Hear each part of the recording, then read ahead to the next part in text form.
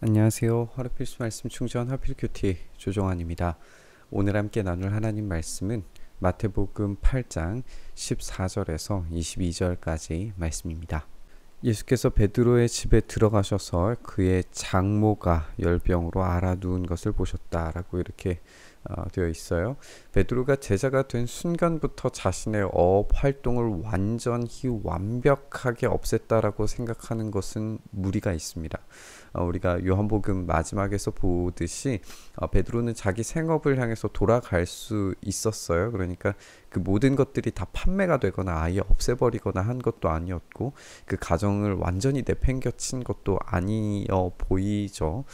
그러나 그때만큼은 그러니까 제자로서 부르심 받았을 때에 그 전적으로 모든 것들을 다 내팽개치고 따르는 그 순간의 시점만큼은 분명히 제자로서의 어떤 헌신들이 있었다. 그런 전환점이 있었다는 것은 부인할 수 없습니다. 어쨌든 여기에서 여전히 베드로의 집이 있었고 그 장모가 함께 살고 있었다는 것으로 보여요. 그러니까 여전히 넓은 집이 있고 장모님을 모시고 살 수 있을 정도의 재력도 여전히 있다는 것을 우리가 생각을 해볼 수 있는 거죠. 꽤나 준수한 집안 환경을 가지고 있다는 점이 보입니다. 근데 우리가 역시 여기에서 그것이 핵심은 아니죠. 여기에서 주목하게 되는 것은 예수님께서 들어가셨고 베드로의 장모를 보셨다는 거예요.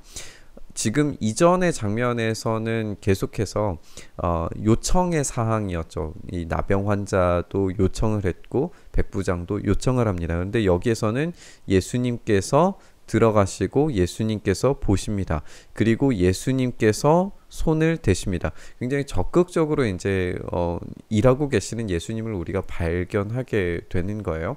여기서 이제 우리가 예수님께서 여자의 손에 손을 대셨다라고 하는 이 직접 손을 대는 것은 우리가 어제 살펴봤던 나병 환자의 경우에서도 마찬가지였지만 율법의 규칙을 깨뜨리는 그런 행위입니다. 율법에서는 이런 남녀 간의 어떤 접촉 그리고 열병이 있는 상태에서의 어떤 접촉들을 굉장히 의심스러운 부정에 대한 어떤 전염의 것으로 이해했을 거예요. 그런데 우리가 어제도 살펴본 것처럼 이런 율법의 규정은 그들이 한계를 가진 인간이기 때문에 가질 수 있는 오염된 것들과의 부정을 차단하기 위한 것이 이제 율법의 목적이라면 예수님께서는 율법의 규칙을 깨뜨리시지만 그 속으로는 율법을 완성시키고 계시는 거예요. 왜냐하면 그분은 부정을 차단하시는 분이 아니라 이 부정 차단의 목적이 있는 것이 아니라 거룩과 회복을 전달하시는 것이 목적이기 때문에 그래요. 사실 이제 부정을 차단하는 것이 이제 그들에게 있어서는 한계를 가진 인간으로서 소극적이지만 할 수 있는 최선의 방법이지만 예수님께서는 그 원래의 목적 거룩과 회복을 전달하시는 데에 목적이 있기 때문에 오히려 예수님께서 율법을 깨뜨리시는 것처럼 보여도 율법을 완성하고 계시는 것을 우리는 이해할 수 있습니다. 이제 이 날이 저물었을 때에 마을 사람들이 귀신 들린 사람들도 많이 데리고 옵니다. 예수님께서 말씀으로 귀신을 쫓아내시고 병자들을 모두 고쳐주십니다. 이리에서 예언자 이사야 53장의 말씀이죠. 그는 몸소 우리의 병약함을 떠맡으시고 우리의 질병을 짊어지셨다라고 하는 이 말씀이 여기에서 이제 이루어지는 것을 우리가 보게 됩니다. 여기 귀신 들린 사람들이라고 하는 표현으로 우리가 생각을 할 수 있는 것은 이들은 이제 영적 존재인데 이 영적 존재마저도 제어하신다라고 하는 것은 온 우주의 주인으로서의 역할을 지금 감당하고 계시는 걸 우리가 보게 되는 거예요.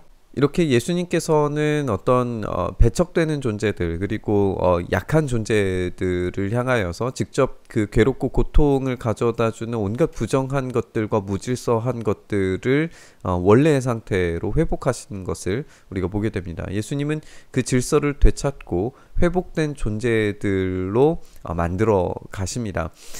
이제 우리가 여기에서 무리들이 옆에 둘러서 있는 것을 보시고라고 하는 표현을 우리가 생각을 해 봤으면 좋겠어요. 지금 이 무리들은 고통받는 종으로서 이 말씀이 이루어지는 것은 결국에는 이제 메시아가 고통받는 종이라고 하는 것인데, 지금 이 무리들은 과연 이 고통받는 종을 보고 있는 것일까? 아니면은 어떤 신기한 예언자, 주술사를 보는 시선으로 지금 이 장면에 등장하고 있을까? 이런 질문을 우리가 가져보게 되는 것 같아요. 그렇기 때문에 예수님께서는 제자들에게 건너편으로 가자고 말씀하십니다. 무리는 지금 여기에 둘러서 있고 제자들은 건너편으로 가게 됩니다. 그러면 이제 누가 따라갈 것인가? 이런 질문을 우리가 받게 되는 거고, 누가 과연 제자인가? 이 무리 안에 제자가 있는가? 제자 안에 혹시 무리가 섞여 있지 않은가? 이런 걸 우리가 질문을 해봐야 돼요. 여기 이제 제자들에게 건너편으로 건너가자고 말씀하시니까 율법학자 한 사람이 다가와서 선생님, 나는 선생님이 가시는 곳이면 어디든지 따라가겠습니다 라고 그렇게 말하는 것을 우리가 보게 됩니다. 가만히 살펴보면 그는 예수님께서 부르시지 않았는데 자신이 직접 따라가겠다고 나선 사람이에요. 이제 더 나은 어떤 순종의 모습을 보여주는 것일까라고 그렇게 생각할 수 있는데, 이 말은 매우 의미심장합니다. 왜냐하면 당시의 유대 풍습에 따르면 제자가 선생을 선택할 수 있습니다. 말하자면 여기에서 예수님을 따라가겠다라고 나선 이유는 바로 이 율법학자가 예수님을 향하여서 내가 당신을 선택했다, 이런 의미입니다. 그리고 어디든지 따라가겠다라고 하는 이 말은 내가 그런 정도의 사람이다 라고 하는 것을 내포하고 있습니다. 부르시지도 않았는데 따르려는 자의 속셈은 자기 복종이 아니라 자기 의의를 여전히 소유하고 있고 그것을 드러내고 있는 중인 거예요. 그때 예수님께서 이렇게 말씀하시죠. 여우도 굴이 있고 하늘도 나는 새도 보금자리가 있으나 인자는, 이제 예수님을 표현하시는 이 신학적 표현인데, 인자는 머리 둘 곳이 없다라고 그렇게 말씀하십니다. 예수님은 그가 어디든지 가겠다라고 한 말의 진짜 의미를 끄집어내십니다.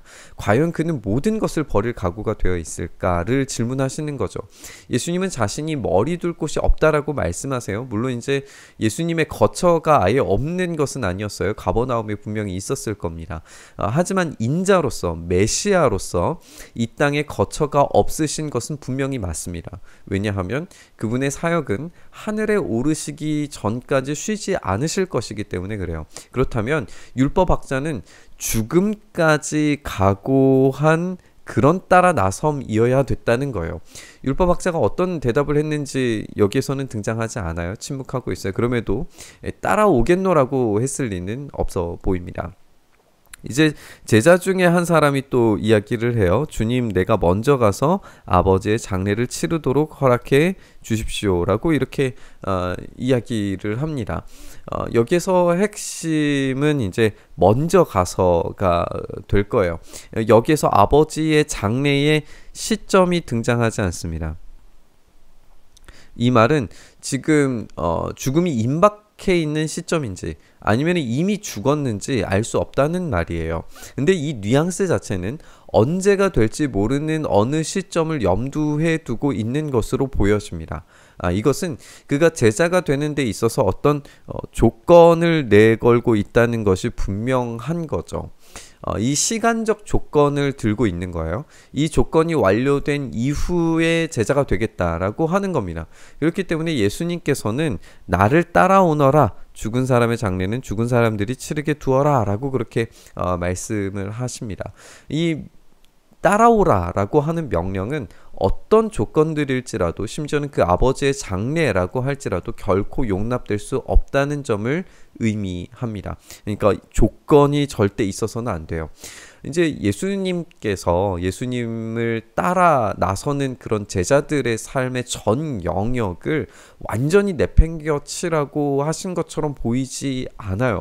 우리가 이제 베드로 경우를 살펴보는 것처럼 자기의 장모가 같이 살 수 있는 정도의 어떤 그런 집을 완전히 다 팔고 거기에 살지도 않고 거기에 한 번도 들어가지 않는 그런 삶이 아니었다는 것을 우리가 이미 발견을 했잖아요. 그러니까 여기에서도 그 아버지의 장례를 치르게 해달라고 하는 이 제자의 말에 잘못이 있다는 것을 지적하시는 것이지, 그 삶 자체의 어떤 모든 것을 다 버리는 반인륜적인 것을 무조건적으로 요구하는 것으로 읽는 것은 이 본문이 가지고 있는 의도는 아닌 것 같습니다.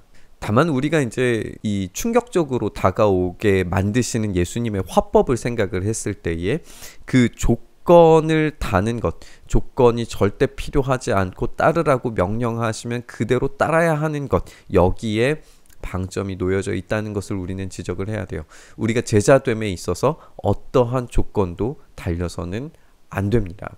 예수님은 고통받는 종으로서 질병과 악의 세력들을 물리치시고 하나님 나라가 직접 경험되도록 하시는 사역에 몰두하십니다.